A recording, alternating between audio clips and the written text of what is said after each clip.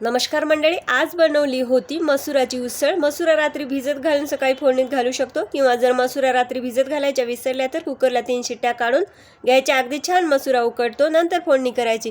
तर मी आता रात्री विसरले होते भिजत घालायला मसुरा, सकाळी मी 3 शिट्ट्या काढून घेतल्या। खूप छान मसुरा शिजलेली आहे। चला तर आता फोडणीची तयारी करूया। फोडणीसाठी कढई घेतली, तेल गरम केलं, जिरे मोहरी कढीपत्त्याची फोडणी केली, लसूण घातला, कांदा घातला। कांदा छान परतल्यानंतर त्यामध्ये टोमॅटो घालायचा, तोही छान परतून घ्यायचा। बेसिक मसाले घालायचे, हळद, हिंग, लाल तिखट, चवीपुरतं मीठ घालायचं। छान मिक्स करायचे। उकडून घेतलेला मसुरा घालायचा, छान असं मिक्स करायचं। जर असं पाणी घालायचं आणि एक उकळी काढून घ्यायची। रबरबीत मसुराची उसळ छान लागते।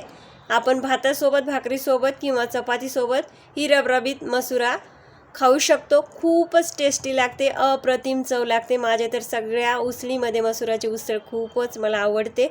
इकडे मी भातही फोडणी घातलेला होता, कारण नाश्त्यासाठी सगळंच बघायला लागतं, ते बघूनच व्हिडिओ करायला लागतात। अपलोड करणे खूप काही काम आहे, काही सोपं नाही आहे। चला तर मग नवीन असाल चॅनलवर तर चॅनलला सबस्क्राईब करा, व्हिडिओला लाईक करा।